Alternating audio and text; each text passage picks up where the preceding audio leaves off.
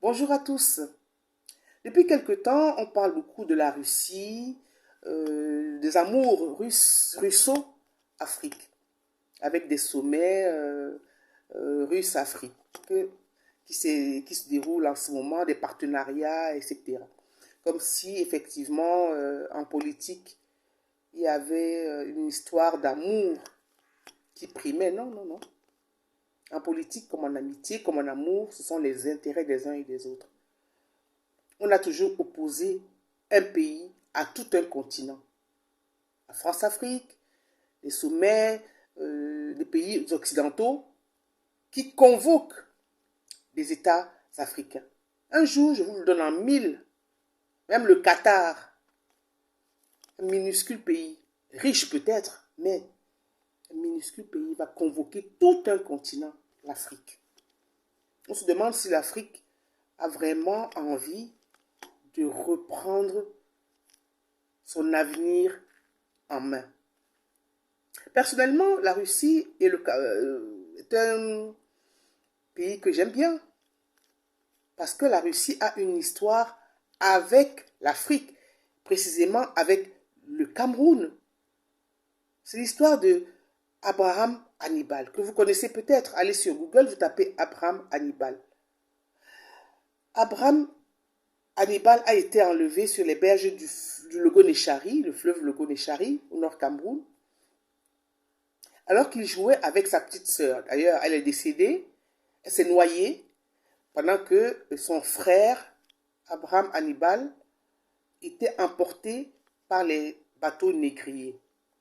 Par un heureux hasard, j'allais dire, hein, dans de telles circonstances, par un heureux hasard, il a atterri à la cour royale et il a été élevé par le tsar Nicolas Ier. Il a fait des études extrêmement brillantes et il est devenu un grand général de l'armée de Pierre le Grand. Il est d'ailleurs célébré dans pas mal de pays africains. De pays africains, non. Ça, non. En Occident, il est célébré, il a des stèles, des monuments, etc. Personne n'en parle. Mais le plus important à signaler, c'est que Abraham Hannibal est le trisaël de Pouchkine. Qui est Pouchkine? Le plus grand poète de tous les temps, le plus grand poète russe de tous les temps. Pouchkine est vénéré en Russie.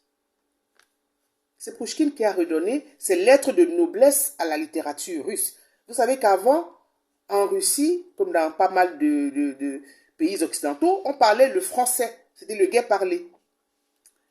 C'est Pouchkine qui a commencé à écrire en langue russe. Et les Russes ont découvert que leur langue était belle.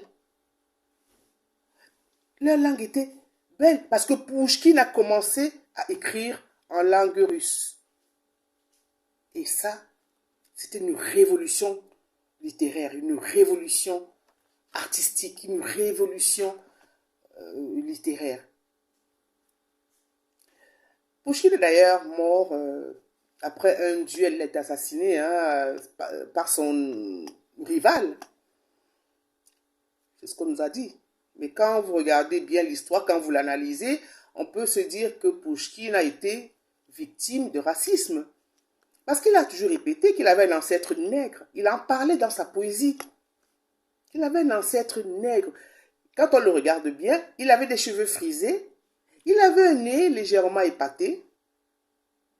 Donc, au-delà même de cette compétition amoureuse qui lui a valu la mort, on est en droit de penser qu'il a été victime de racisme parce qu'il parlait, il revendiquait même ses origines nègres, ses origines noires. Voilà Pouchkine d'origine camerounaise, donc de la diaspora. Voilà Hannibal Abraham d'origine camerounaise, toujours la diaspora qui n'est pas suffisamment valorisée en Afrique. On peut se poser la question de savoir si la révolution culturelle n'a pas encore fait sa mue en Afrique. Or, tous ceux qui sont partis du continent, du berceau de l'humanité, ont une histoire. Elle doit être racontée, elle doit être valorisée partout dans le monde. Elle doit être racontée à nos enfants. Bien sûr, il y a des historiens qui ont écrit sur Abraham Hannibal. Mais combien, demandez à un petit Africain aujourd'hui, demandez-lui s'il connaît Hannibal, Abraham, demandez-lui s'il connaît Pouchkine. Je vous le donne en mille encore une fois, il vous dira non. Il vous dira non. Parce que l'Afrique, les Africains, les petits Africains ne connaissent pas leur histoire. Et ça, c'est l'une des causes du marasme intellectuel dans lequel nous sommes plongés. Donc, que ce soit la Russie, que ce soit la France, que ce soit l'Angleterre, c'est bonnet blanc, c'est bonnet blanc et blanc bonnet. Personne ne sauvera l'Afrique à part l'Afrique elle-même. Regardez le Japon. Le Japon est une grande puissance. Pourquoi? Parce qu'elle n'a jamais voulu ressembler à personne. Le Japon a toujours gardé son authenticité, ses valeurs ancestrales. Ça n'a pas empêché qu'aujourd'hui, le Japon se positionne sur l'échiquier mondial. Elle n'a jamais abandonné ses valeurs. Et c'est ce qui manque à l'Afrique. C'est que l'Afrique veut toujours ce qui vient d'ailleurs.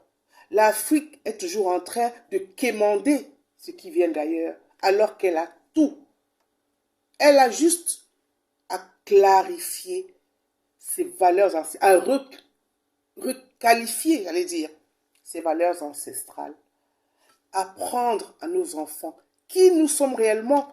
Les grands empires, Mandingue, Songhai, tous ces grands empires qui ont existé en Afrique. C'est de ça qu'il s'agit aujourd'hui.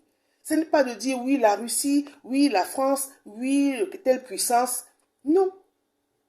C'est de penser d'abord à elle-même avant que de penser aux autres. Avant que de donner aux autres, donner d'abord à ses propres enfants toutes les richesses dont regorge l'Afrique.